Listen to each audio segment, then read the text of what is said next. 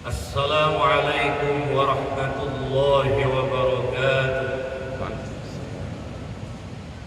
Alhamdulillah, wassalatu wassalamu ala rasulillah Sayyidina Muhammad ibn Abdullah wa ala alihi wa sahbihi wa mawalah.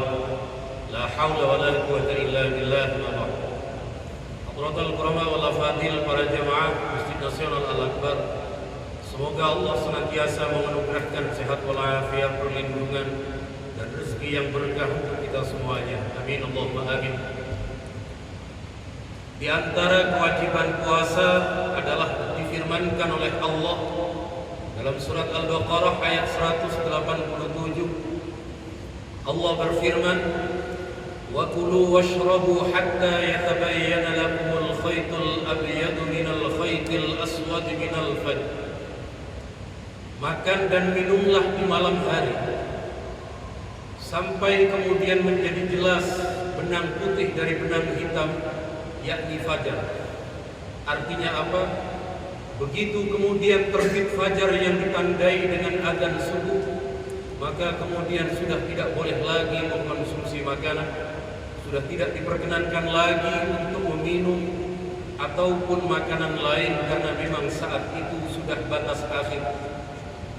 Akan tetapi sebelum batas akhir ini jatuh, ada seorang sahabat bernama Anas bin Malik. Beliau ditanya, berapa jarak antara Rasulullah menghentikan sahur beliau dengan beliau melakukan ibadah salat subuh? Sahabat Anas menjawab, "Qadru ma yaqra'ur rajul 50 ayat." Nabi terakhir tidak mengkonsumsi makanan sebelum beliau melakukan salat subuh, jaraknya adalah seukuran orang membaca Al-Quran 50 ayat. Artinya berdasarkan hadis riwayat Imam Bukhari ini, beberapa menit sebelum adzan subuh kita dianjurkan untuk tidak sudah mengkonsumsi lagi. Mengapa? Sebab kalau Anda perhatikan satu masjid dengan masjid yang lain, jadwal imsak, jadwal adzan subuh dari satu televisi ke televisi yang lain pasti terpaut antara 1-2 menit, 1 sampai 3 menit. Maka jarak paling aman, minimal kemudian kita betul-betul menjaga agar puasa kita tidak batal, adalah setidaknya 5 menit sebelum adzan subuh. Tetapi yang dicontohkan oleh Nabi kita adalah sekitar 10 menit, yakni seukuran orang membaca Al-Quran 50 ayat. Nabi sudah tidak lagi memakan sebelum adzan. Di negeri kita diistilahkan dengan imsak. Jadi imsak bukan bid'ah, justru Nabi lah yang mencontohkan. Kalau hari ini kita sudah mulai menahan tidak makan konsumsi, tidak meminum, tidak memakan makanan ringan, lalu mau dikatakan bid'ah, berarti sahibus syariah yang telah dituduh bid'ah. Sebab Rasulullah sendiri yang mengajarkan 10 menit atau 50 ayat Al-Quran sebelum adzan subuh Nabi sudah menghentikan. Tetapi begitu kemudian ada siaran terkait dengan imsak, untuk sekedar minum masih boleh, untuk sekedar menghabiskan sisa-sisa yang tidak terlalu banyak masih diperkenankan. Tetapi sekali lagi lebih aman, karena supaya di antara kita tidak ada yang batal, maka kita jaga betul beberapa menit sebelum adzan subuh. Sampai kapan? Tsumma atimmus siyama ilal lail.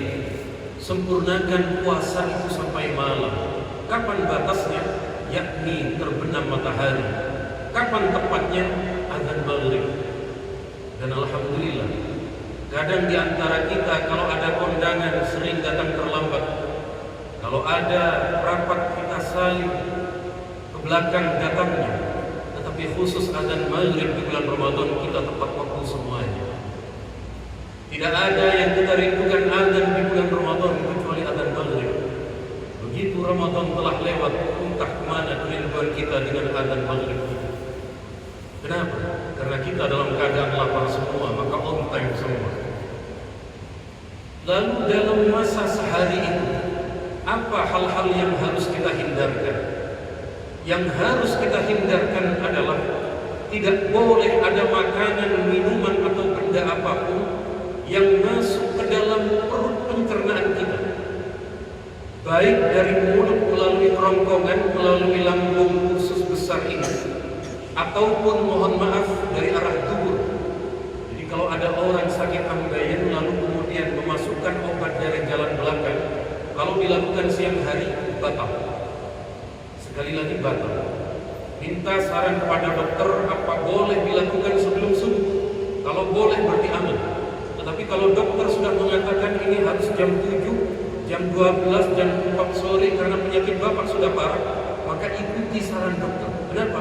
Allah berfirman, "Faman kana minkum maridun aw ala safarin fa iddatun min ayyamin ukhra." Kalau ada di antara kita yang sakit maka boleh tidak puasa, tapi nanti di luar Ramadan wajib mengqadha.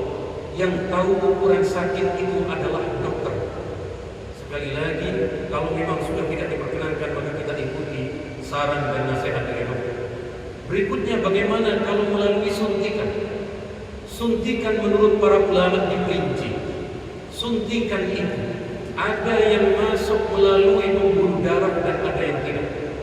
Kalau melalui pembuluh darah maka hukumnya batal. Sebab orang lemah akan menjadi segar, orang yang lapar terasa kenyang dengan adanya suntik vitamin melalui pembuluh darah. Tetapi kalau di dalam suntikan itu tidak ada nutrisi, tidak ada vitamin dan tidak ada suplemen, hanya untuk pengobatan, dalam berbagai mazhab hukumnya diperkenankan. Oleh karenanya kalau ada di antara panjenengan yang seminggu sebelum Ramadan sudah vaksin dan vaksin kedua harus di siang hari Ramadan, kita mengikuti pendapat yang mengatakan tidak batal, karena yang dimasukkan bukan suplemen, yang dimasukkan itu bukan juga vitamin, tetapi untuk imunitas ketahanan tubuh kita.